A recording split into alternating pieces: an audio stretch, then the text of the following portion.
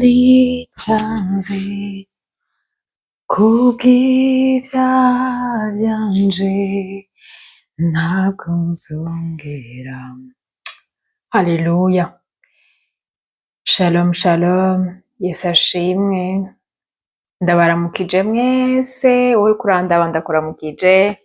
Amazina yanje nitwa Ndayishimiye Oriane, nkaba ndi umurundikazi, nkaba nubatse mfise n'abana. Yesu yarangiriye neza, yarampaye umugisha w'abana. Abarundi n'abarundikazi ndabaramukije aho muri mwese, namwebwe mwumva ururimi mvuga, donc abanyarwanda ndabaramukije mwese. Ndabakunda cane, ndabasuiva gose gose. Ndabahaye ikaze rero kuri iyi shene, kuri uru rubuga.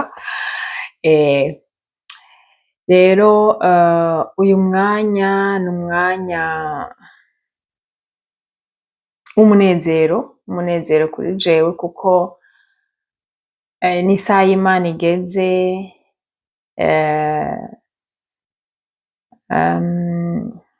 Nababwiye ko ndi umurundikazi, ariko umenga sinababwiye aho ntuye mu Bufaransa. Ari nayo mpamvu ngoma ndabasaba imbabazi nimwumva ndiko ndavanga igifaransa n'ikirundi, mumbabarire. Hari ukuntu bivanye n'aho umuntu yagiye aratura, yagiye araba, usanga ariko aravangavanga indimi. Rero mumbabarire gose ninabivanga, vraiment ntihagire uwo bigira bitirimutsa, bitsitaza. Ego. Nuko rero ubwa mbere nshaka kubasomera rino jambo ry'Imana. Ndasoma mu izina rya Yesu Kristo. Ni ivyahishuriwe Yohana, igice ni ca 12, hanyuma umurongo n'uw'11. Haravuga ngo nabo bamuneshesheje amaraso y'umwagazi w'intama n'ijambo ryo gushinga intahe kwabo. Ntibakunda amagara yabo, ntibanka no gupfa. Ego, Yesu ashimwe. Impamvu y'ugushinga intahe ni impamvu nyinshi. Muri izo nyinshi rero harimwo guhigura umuhigo. Nakijijwe muri 2020, muri mars 2020. Hanyuma nkijijwe ndakizwa pe, numva biraryoshe rwose. Hanyuma numva mu mutima haraje ngo gushingira intahe Imana, gushingira intahe Yesu. Rero mbwa muri ako kanya numvije irindi jwi rirambwiye ati kumenga intahe yawe ntiyuzuye. Ati hari ikintu gituma intahe yawe ituzura ngo uyishinge yuzuye. Ico nca mvuga ati okay, Yesu niwampaye ico kintu nzogushingira intahe. Nukuri Yesu ntiyantebeje. Hari ukuntu Yesu atantevya. Merci Seigneur. Hari ukuntu Yesu atantevya. Umva, umwaka ukurikira 2021 Yesu yarampaye ca kintu. Akimpaye rero, umva, kuva iyo saha akimpaye numvise mu mutima ijwi igihe cose. Iryo jwi ryambwira ati shinga intahe, shinga intahe, shinga intahe. Ndagugwa mu mutima. Satani araza arantera, arambwira ibintu vyinshi, arambwira, umva amajwi ambana menshi. Ndabura ico mfata n'ico ndeka, nkagira ubwoba bwinshi mu mutima. Oh pardon, nibagiye ko mfise micro. Nkagira ubwoba bwinshi mu mutima, nkavuga ati none. Amajwi ambana menshi, mugabo nkumva ijwi ati umva, warahize umuhigo, utegerezwa kuwuhigura. Satani akantera, ubwoba bukanyica, nkavuga nzobihera he, kari vyinshi. Intahe y'imyaka 30 y'ubuzima bwanje. Bon, c'est 30, bon. Ngomba mvuga imyaka yanje, nta kibazo, ntaco nta kibazo binteye, mfise imyaka 35, 35 nzoyikwiza mu kwezi kuza, mu kwezi kuza. Rero je sais ntibiboneka ko mfise iyo je suis plus jeune, ni Yesu yabikoze, nego sinzi ko ari Yesu yabikoze nuko ari ubuzima ariko rero Yesu abishimirwe, yego. Nuko rero iyo ntaye y'imyaka 30 nkiyumvira nzobigenza gute. Et là j'essaie d'être moi-même, ibintu vya vy'amaformalite n'ibiki, c'est pas mon truc. Nuko rero Yesu yagiye ampa amajambo muri Bibiliya, ayo majambo pe nkumva ariko arantunga urutoke, ati wewe bivuge si ivy'iwawe, nivyo Yesu yikoreye, ahabwe icubahiro. Umva rero ndashimye, ntabarandiriye rero mwumvise ko mfise imyaka 35 igomba ikwire, ndubatse, mfise abana 2, Yesu yarangiriye neza. Ariko rero imbere yo kugirirwa neza naciye mu bikomeye, naciye mu bikakaye pe. Mugabo rero nshima Imana ko muri Yeremiya yaramubwiye ngo utarabumbwa nari ndakuzi, utarabumbwa mu nda ya mama wawe, utaranavayo nari ndakuzi. Rero nanje Imana yari inzi ikinva, hari ijambo rivuga ngo isi itaranabaho yari ituzi. Haleluya, ndashima Imana ko yari inzi, kandi nawe Imana irakuzi. Nibaza yuko c'est pas pour rien uriko urumviriza intahe yanje. Nabonye mu ntahe harimwo inkomezi nyinshi cane, nabonye intahe ibohora umuntu, nabonye intahe ivyura umuntu yaguye agasubira agahaguruka, agasubira agasenga, nabonye intahe, umva intahe n'intahe pe. Rero ndifuza ko iyi ntahe yanje nukuri Yesu umva mfudike jewe, aba ari Yesu aza akore umurimo wiwe. Noneho rero mbanje reka mbanze nsenge, nereke uyu mwanya ngiye kumara ndawushira imbere y'Imana. Ego, haleluya. Data wo mwijuru, mu izina rya Yesu Kristo, ndagushimiye kugira neza kwawe Mana mu buzima bwanje no mu buzima bw'uyu muntu ariko aranyumviriza. Ijambo ryawe ryarambwiye ko amahirwe ya mbere ari uko umuntu agihumeka, kandi ijambo ryawe rirongera rirambwira ko uri Imana y'abazima, utari Imana y'abapfuye. Haleluya. Ndagushimiye rero kuri Imana y'abazima, ndagushimiye kuri Imana y'abarushe n'abaremerewe, ndagushimiye kuri Imana ukiza, ndagushimiye kuri Imana ukura kure. Haleluya. Ndagushimiye ko iyi saha Mana igeze kugira ngo nkore ico wampamagariye. Haleluya. Ndagushimiye gose. None rero ndakuyoboje uyu murimo, mpwemu yera aba ari uza urongora, ukore ku muntu wese azokumva buno buhamya, azokumva iyi ntahe Mana, uze umugirire neza Mwami mwiza. Ibimuremereye Mana, ibimudadaniye Mana, ubikureho ubikubure, kuko nta kure pe utakura umuntu. Wankuye kure jewe, n'abandi bose urashaka kubakura, baruhebwa Mana urashaka kubakura kure, ukabashira kure kandi heza. None rero ntaba ari jewe Mana, aba ari wewe uboneka Mana. Intego y'intahe Mana nuko abantu bumva imbaraga n'inkomezi vyawe, bumva kugira neza kwawe, abantu bataye ivyizigiro, abantu bavuze ngo aha ndi muri zero, nabonye ukora n'inyuma ya zero Mana. Ndagushimiye cane rero, ntaba ari jewe, aba ariko ari wewe uhabwa icubahiro, aba ari wowe uhabwa icubahiro Mana muri ino ntahe. Ntibe intahe ntibe urusaku, ntibibe ngo harabaye, ntibibe ngo no. Umuntu wese avyumviriza Mana, avyumvirize bimushike ku mutima mu izina rya Yesu, kandi bize bihindura ubuzima bwiwe Mana mu izina rya Yesu Kristo. Niyambitse amaraso ya Kristo, aze atwikira n'uyu muntu ariko arumviriza Mwami, kuko amaraso yasheshwe i Goligota afise imbaraga n'ubushobozi, arabohora, akoza ivyaha, akagira umuntu musha. Ndagushimiye Mana kuvyubona kubizoza mu izina ryawe ryera Yesu Kristo senze isavye amen amen amen amen. Nuko rero nababwiye ko ndi umurundikazi i Burundi navukiye Ruyigi. Navukiye mu Ruyigi, nimwumva mfise accent, iyo accent ni Ruyigi pe, yego ni Ruyigi, je suis fière yo kuba narahavukiye. Yego rero nimwavyumva abarundi muca mubitahura.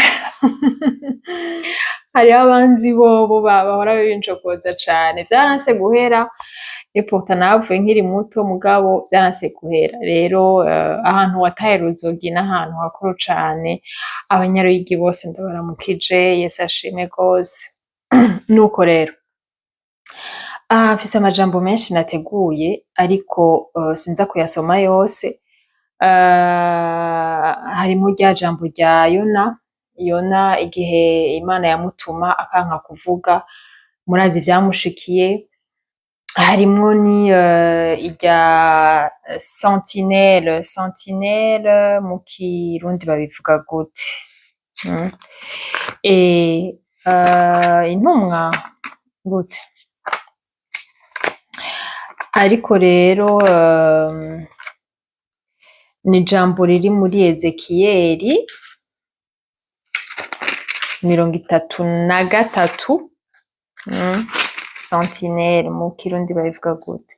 Umurongo wa 6. Ndasoma mu izina rya Yesu. Haravuga ngo ariko iyo nderetsi niyabona inkota ije ntivuze inzamba, abantu ngo baburigwe, inkota ikaza ikagira uwo igahura muri bo, uwo azoba agahuriwe mu bigabitanyo vyiwe, ariko amaraso yiwe nzoyarondera kuri iyo nderetsi. Niko nawe mwana w'umuntu nagushizeho kubera ab'inzu ya Isirayeli inderetsi. Nuko wumva ijambo riva mu kanwa kanje, ubanshikiririze imburi. Mwakire rino jambo mu izina rya Yesu Kristo. Rero amaraso yanyu ndayakaravye. Rero nuko rero ngo mba ntangure kenshi simbona aho ntangurira, ariko reka ntangure. Nuko nababwiye ko navukiye Ruyigi, navutse nisanga ndi umwana umwe, hanyuma ndiko ndaca ubwenge hari ibintu nagiye mbona nkibaza ibibazo nkanabibaza n'umuvyeyi nari mfise ico gihe ariwe mama. Nakuze nta papa mbona, hanyuma mama nkamubaza ati papa arihe, akambwira ngo yarapfuye, ndabifata uko. Muga rero nari mfise uwo mumama, uwo yitwa mama wanje. Umumama wanje yari yatwawe, umugabo wiwe bari baravanye, yari umugabo w'umuzungu, umutaliyano. Hanyuma je rero nakuze ndamubona de temps en temps, rimwe na rimwe nkamubona aza kuturamutsa, hanyuma mama akambwira ati uwo niwe papa wawe.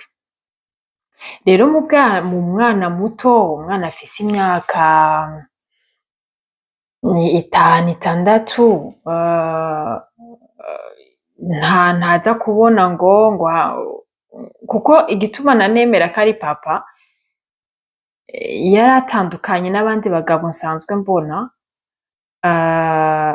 Mu bandi bagabo nabona niwe yatwitaho gusumba. Hanyuma rero nanje nkamubonamwo urwo rukundo, nkaca nyene ndavyinjiza mu mutima ko ariwe papa. Rero muri ubwo bwana sinabona ati bon je ndirabura nawe n'umuzungu, vyo vraiment ntavyo nabona pe.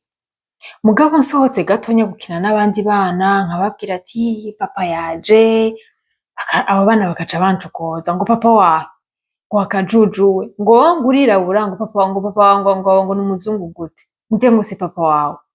nkaca ndira, nkaca nsubira kandi nkinjira mu nzu, uyo muzungu ari kumwe na mama bakambaza ati nibiki kuriko urarira? Ati abana bambwiye hanze ko utari papa wawe. Akaca afata akantora akambwira ngo oya ngo nije papa wawe. Okay. Mugabo ambwiye ati nje bikaca bifudika, sinsubiye no kuraba ngo iyo difference ngo je ngo ndirabura ngo nawe n'umuzungu pe bikaca bifudika. Hanyuma rero je nakuze nakuze mbona mfise umuvyeyi, uwo mumama atameze nk'abandi bamama. Ndibuka ko mu bwana bwanje nifuje kenshi kugira umumama ameze nk'abandi, kuko nari mfise umumama, uwo mumama yari umumama w'imboregwa cane cane birenze pe. Hanyuma akaba ari umumama yankubita gose, umva yarankubita atabonye mvuye umuna ntiyandekura. Abantu twabanye ico gihe Ruyigi baravyibuka, hariho abanzi, mbe d'ailleurs tunaherukana kera cane mboneye akarya ko kubaramutsa, yarankubita kandi ataco ankubitiye. Akarorero yarashobora nko kugenda mu kabare akazonywa izo nzoga, nukuvuga agiye nka 5:00 zo mu gitondo, yagaruka nka 12 zo ku mugoroba. Aje rero akabona sindi ngaho muhira, yaca atuma kuwundi mwana w'umubanyi ati genda undonderere Oriane yari. Uwo mwana akaca yiruka, akaca ambwira ati mama wawe araguhamagara, arakurondera. Numvise iryo jambo naba nzi ko ngiye gukubitwa. Pe naragenda kumwitaba mugabo naba nzi mu mutima tumva ngiye gukubitwa. Naramushikira akaca nkubita, yarankubita ataca mpoye, umva nakira gushika nta nukumbaza ati wari hehe wayenzereye n'ibiki. Yaca nkubita kankubita. Ndibuka umunsi umwe yarankubise haza kubangurukanya nk'abagabo 5. Bamunyaka bamumwaka uwo mwana babona tuyumva aramwisha ubuhoho. Uwo munsi ndibuka yuko naravuye umuna, uwo munsi ndibuka yuko ntararanye na mama, naciye ngenda gusaba indaro ababanyi. Nimba ababanyi twabanye ico gihe bavyibuka vraiment ndabashimiye gose. Ahubwo iryo joro naraye iwabo, hanyuma buraca ndataha. Rero nabanye n'umuvyeyi nk'uyo, mbona ari umuvyeyi. Mama nta na rimwe nta kazi yari afise akora, akazi yakora kwari ukunywa gusa. Mukaca mumbaza ati none kwari ukunywa gusa, mwaca mubaho gute? Imibereho rero yacu yari itangaje cane, kuko hari igihe twafungura, hariho n'igihe tutafungura. Gusonza ndabizi pe, kwambara ubusa ndabizi, kutagira ico wambara, kutagira ico urya ndabizi.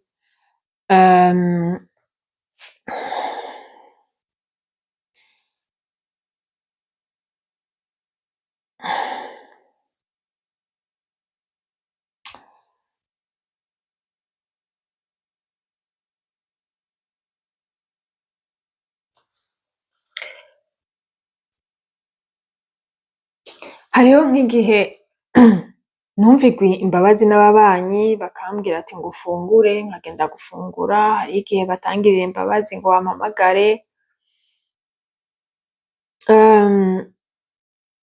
Iyo rero twanabironse, kubera uwo muvyeyi yari yaramaze kwicwa n'inzoga gose, ntiyanafungura. Tukanafungura, agafungura nk'ibiyiko nka 2-3 akaca areka. Namubwira ati mama ko uhagaritse, agaca ambwira ngo je ngo ndahaze. Ku bisanzwe ntiyaba ahaze, nuko ivyo twaba twaronse vyaba ari bike gose. Hanyuma ndabaho muri ubwo buzima, nkabona uyu munsi haje kurara umugabo, ejo uwaje uyu munsi siwe yaza kurara ejo. gutyo gutyo, haragera ahantu numva binduhiye ivyo bintu. Ni ukuvuga twari dufise inzu, iyo nzu yarimwo ibipande bitatu, igipande kimwe cari gipanzwe yari chambre na salon na salle à manger, hanyuma inyuma kuriya anya hariho agasalon, novuga agasalon gato n'icumba cako, inyuma rero ngaha anya hariho chambrette, iyo chambrette rero niyo umva izo parti zibiri bari bazipanze, rero natwe twaca tuba muri iyo chambrette yo ngaho. Rero twari dufise iyo chambrette rero nayiryamanamwo na mama, yarimwo ibintu biharuye, ni ukuvuga yarimwo imatera iryamako nk'abantu nka babiri batatu at least, urumva na jewe n'umwana.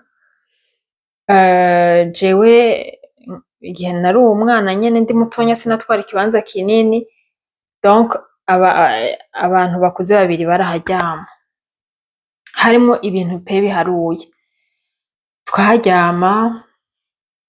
Ico gihe rero cose yazana abo bagabo yabazana muri iyo chambrette, je turyamanyeho, ivyo bakora vyose je naravyumva, umva nari témoin wavyo. Rero hagiye kugera igihe numva ndarushe mu mutima, numva ivyo bintu biranshishe, numva bibaye assez. Ndabwira mama ati mama, ati kubera kugira ivyo bintu? Aca arambwira ngo none ngo ntabigize ngo tworya iki? Ca numva agahinda kenshi cane muri jewe, ndamubwira ati nimba ivyo turya biva aha, nopfuma nicwa n'inzara. Ivyo ndababwira nari mfise nk'imyaka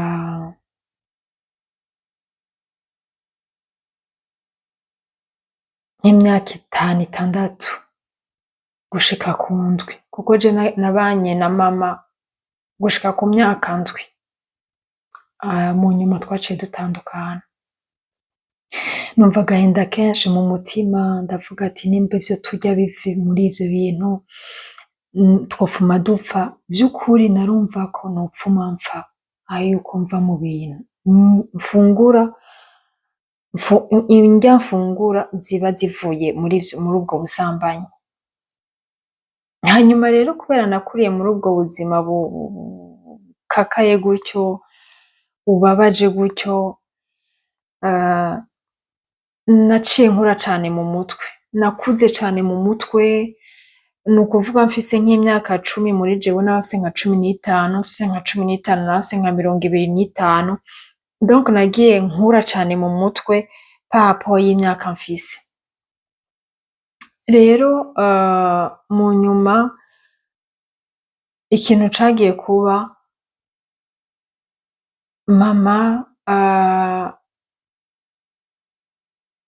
yarantwara mu kabare, hariho aho twajana, hariho aho tutajana, hariho kuko niyo agiye mu kabare naho yaca atangura kuvuza induru, agashwana n'abantu bakamukubita, nkumva agahinda. Noneho ivyo kuja mu kabare, kujana nawe nkabireka, urumva, kuko urumva hari igihe yansiga ngaho mu nzu jenyene. Mu kunsiga rero nkagira ubwoba, noneho rero nka prefera kujana nawe. Muga rero ico gihe ntanguye kubona bamukubita, nkababara, nguma muhira. Ico gihe noba nari mfise nk'imyaka 5 6 pe. Ni ukuvuga nk'ubunye agiye nko mu kabare ku kagoroba ko mu masaha nka ya 12 gutyo 18h, yarashaka nko gutaha. Ngereranije uno musi ubwenge bwanje nkaraba ayo masaha yoba yarataha nka 1h du matin, 2h du matin pe. Yarataha bwije pe. rero nca niga kubaho nimenya, nukuvuga gake namubona cane muhira naciye ntangura kumusaba ngo anyigishe guteka. Urumva kwiga guteka ufise imyaka 6, 7, nabona ariko arateka nkamubwira ati mama nshaka kwiga guteka. Rero muruko gushaka kwiga guteka nuko nabona yuko ntegerezwa kwibako, kuko umwanya munini vraiment ntiyaba ari muhira, kandi hariho n'igihe indya zaba ziri ngaho muga kubera ntazi kuziteka nkicwa n'inzara, kuko hariho n'igihe indya zitaba zihari akandungika nk'ahantu ngo genda usabe indya kwa naka. Ndibuka igihe kimwe yarigeze kumbwira ngo genda usabe indya ahantu, aho hantu mparuye uno musi hariho nk'ibirometero 2 canke 3, ko ndibuka ko natambutse ndatambuka. Urumva umwana w'imyaka 6, 7 gutambuka ibirometero nka 3 hari kure pe. Ndagenda muga nari akana gakerebutse, nariruka cane, narinzi kwiruka ico gihe, ubu vyarabaye nabi, narinzi kwiruka pe, narinzi kwiruka. Hanyuma muga ngeze hagati numva amasoni ingene ngiye gusaba indya, naciye ngira demi tour, nca ndagenda ndamubwira ati mama nasanze atariho bari, numvise isoni nyinshi zo gusaba indya, numva nopfuma mpfa pe, nsubira inyuma. Rero mama yaragiye aranyigisha, yateka akambwira ati bagiteka uku n'iki n'iki, naragiye rero ndavyiga kuburyo ikintu ngira nari nsigaje kwiga guteka conyene kwari gucumba ubugari. Ico nico pe ngira namubwiye ati nyigisha ngene bacumba ubugari, aranka. Ngira ngo impamvu yanse ico gihe yavuga ati ngira nzohava niturira, urabona amazi kuyadahurura n'ibiki, ngira yibaje ati umwana azohava asha. Rero ico gihe rero yaragenda mu kabare,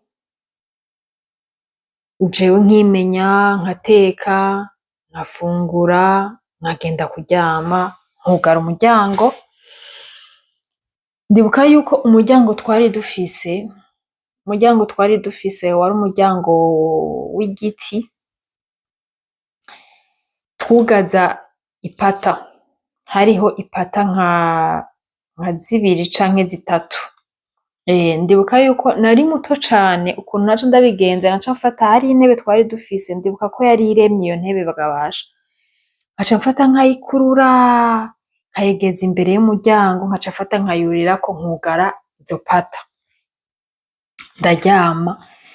Rero ndyamye hariho ukuntu nanasiga nakije agakoroboyi,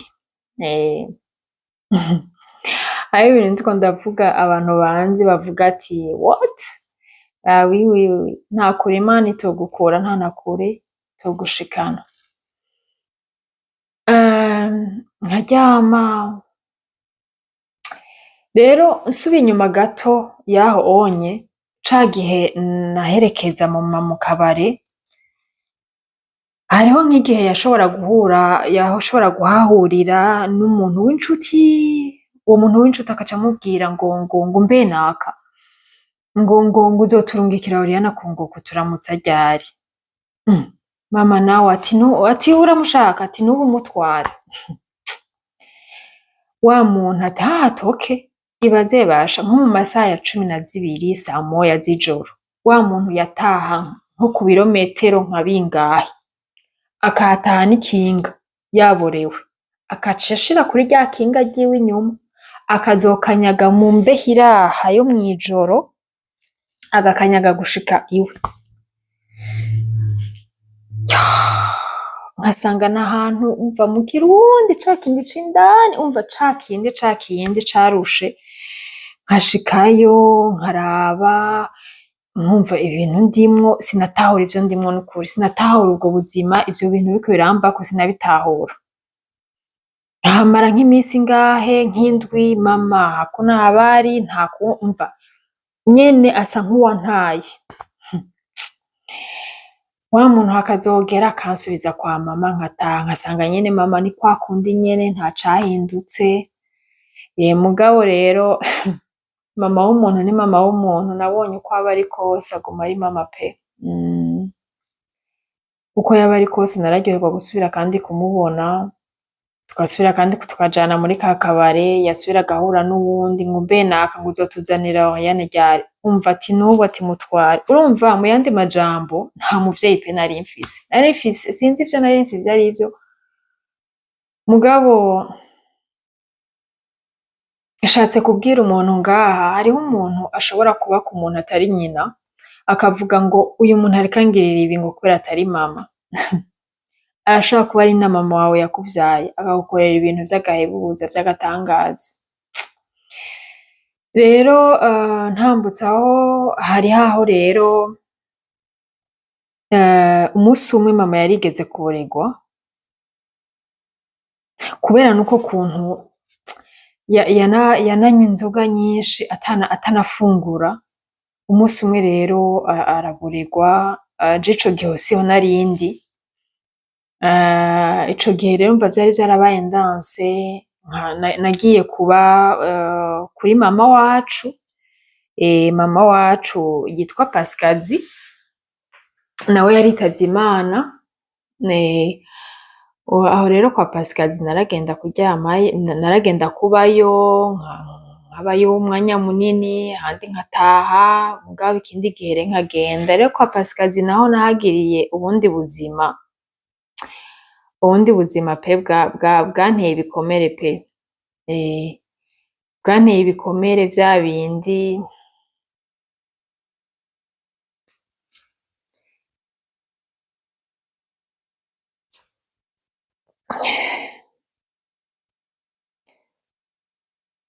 Urumva uwo Pasikazi naragenda nkabayo,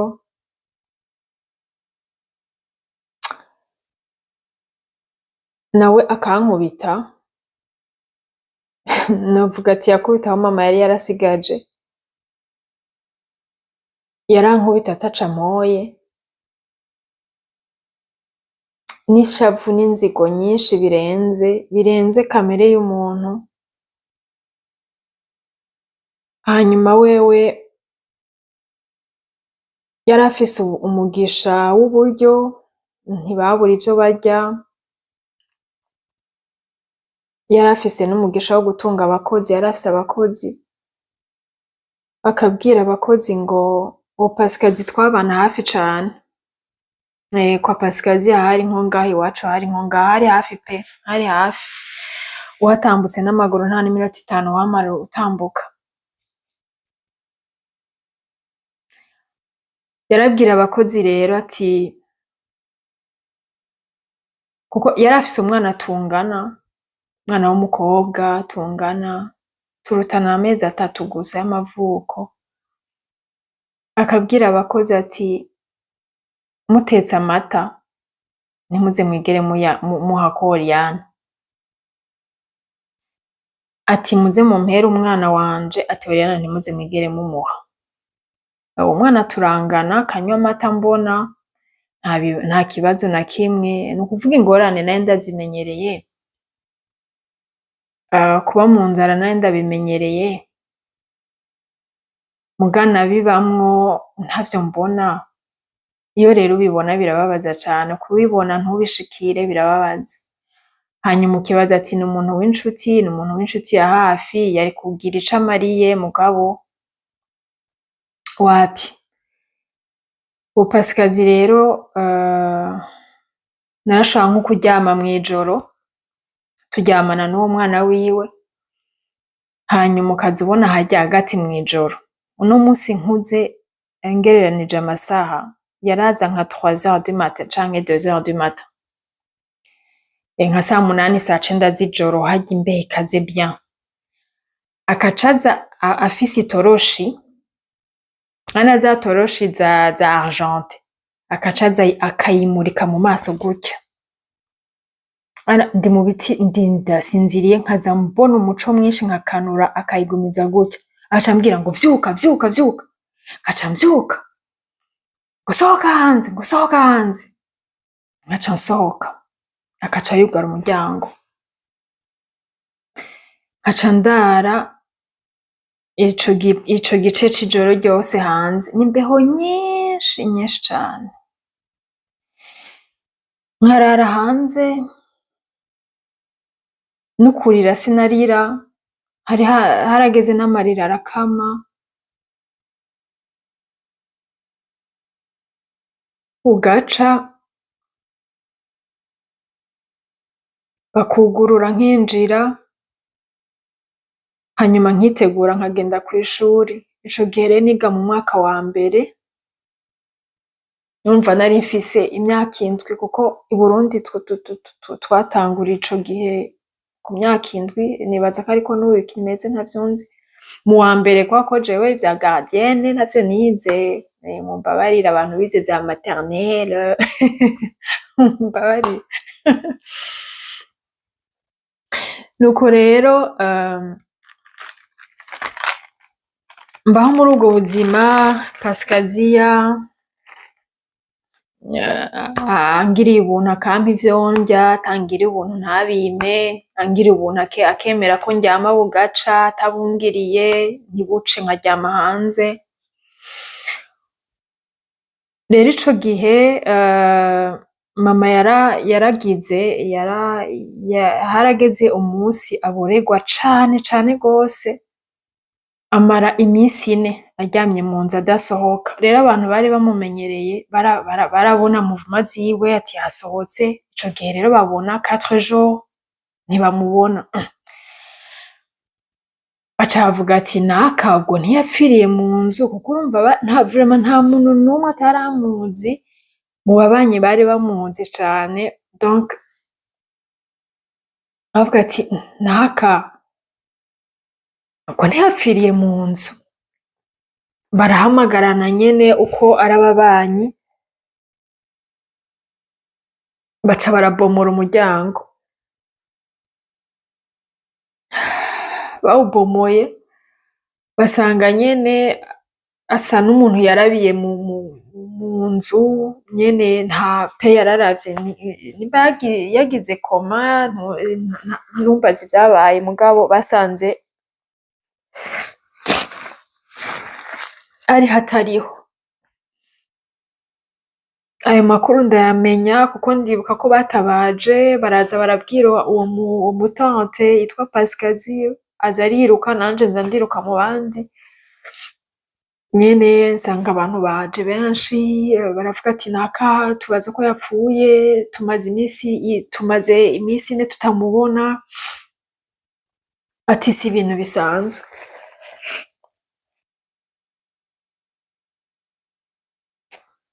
Mugabo mumbabarire inkuru y'umwana isubira inyuma, bino bintu ndiko ndabivuga ntavyo nateguye, urumva ari ivyo nibuka. Imbere yaho gato, kwa kuntu mama yansiga akagenda mu kabare, nkimenya, nkamenya kwitekera bihari bitahari naryama uko. Umunsi umwe nari ndyamye mu nzu nugaye, kwa kundi nyene mpora nugara, hagati mw'ijoro. Rero ico gihe ruguru twaryama kare cane, sinzi ko uno musi ariko bikimeze, ngira ngo ubunye hateye imbere, sinibaza ko abantu baryama kare gutyo, mugabo ico gihe twaryama kare gose. En tout cas sambiri na nusu abantu baba basigaye bicaye baba ari bake, bafungura kare tukaryama kare, ni ukuvuga mu masaha 4 mu masaha 5 umva abantu baba barigejeje ku ritiro. Rero ndyamye nibuka ko numvise umuntu ariko arabomora umuryango, mugabo ndavyura umutwe gatonya,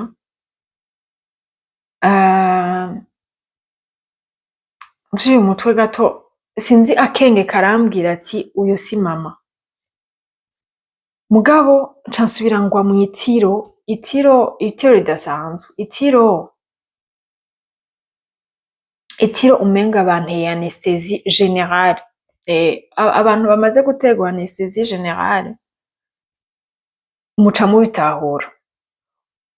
Umva naherutse numva uwo muntu ariko arabomora umuryango, numva agatima karambwiye ngo si mama, nca nsubira kugwa mw'itiro ryinshi. Umva si n'itiro, rwari urupfu ku bisanzwe. Nasubiye kuvyuka numva imbeho nyinshi yayindi iteye ubwoba, numva ndi ku bitugu vy'umuntu, numva kandi uwo muntu numva ni umuntu w'umugabo. Mumbaze ngo wabimenye gute ngo ni umugabo kutabona hari mu mwijima, mugabo nca ndavyura umutwe gato,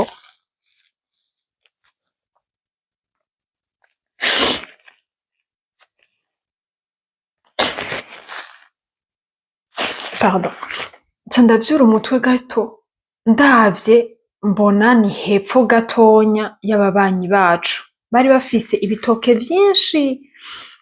Urumva kubera niho twakinira n'ibiki, ndabona ati aha anye ndi kwa banaka. Nca ndasubira kandi ndagwa muri rya tiro ry'urupfu pe, ndagwa muri anesthesi. Nasubiye kandi gutora akenge, numva ndi ahantu mu mazi, numva urwamo rw'amazi, numva kure n'urwamo abantu bariko baravuga mugabo ari kure.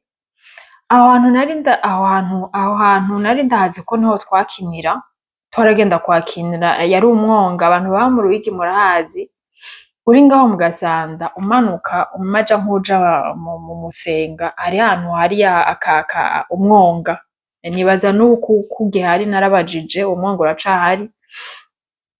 Aha twaragenda rero kuwogerako uwo mwonga. Uwo mwonga rero ni ukuvuga umwonga uri ngahanye hari ibintu biteye nk'ibikaju, donc canne à sucre, bigera nk'aho umuntu ahagaze agera. Ntivyari bwo bikure ngo cane, mugabo vyari ibintu ku buryo winjiyemwo indani ata muntu yari kukubonamwo.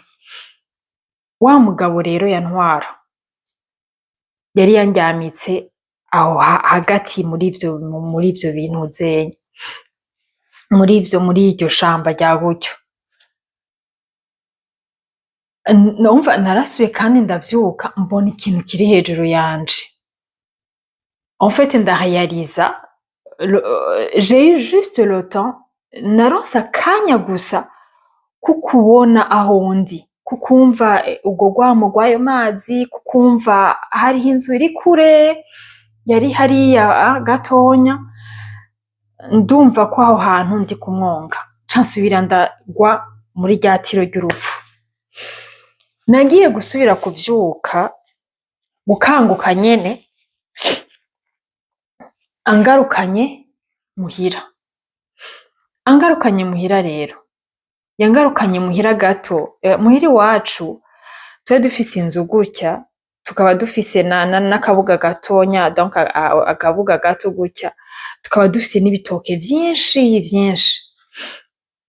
Hepfo gatonya niho rero hepfo gato y'ivyo bitoke niho yangarukaniye, anshira hasi.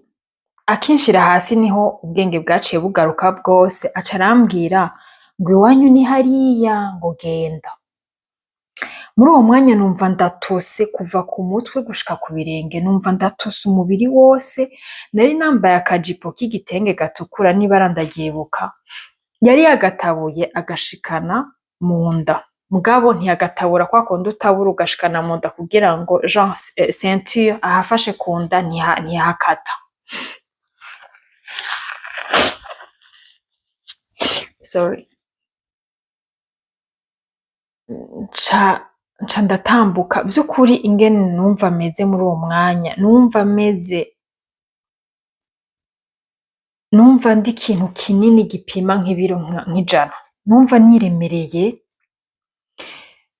niremereye, mwibaze umwana afise nk'imyaka 6, 5 6 hagati aho niho ndahasitiwe aho nyene, nkumva mfise nk'ibiro nk'ijana nk'amajana 200, nkumva ndemereye, nkumva ndi umuntu munini ku buryo gushinga ukuguru ngo ndagushinga numva umenga nteruye nk'ibiro nka 50 ukuguru konyene. Ndatambuka amazi ajejeta, ya jipo urumva yari yatose, yari amazi pe ajejeta. Ndagenda, urumva umuryango yari yawubomoye, sinanadodora, nashitse nsenyura, bon ndawugurura gutyo.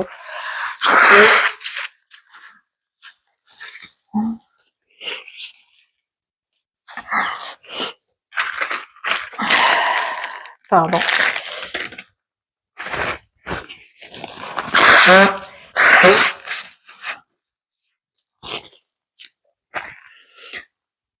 Ndinjira nsanga mama yatashe,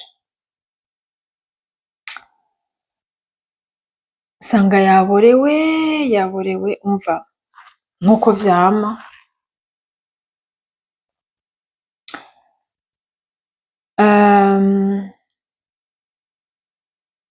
Aca arambaza ngo Oriana mwananje, ngo uvuye muri ino joro? Sinamwishura kuko muri uwo mwanya naciye numva agahinda kenshi, numva agahinda k'isi yose kaje mu mutima,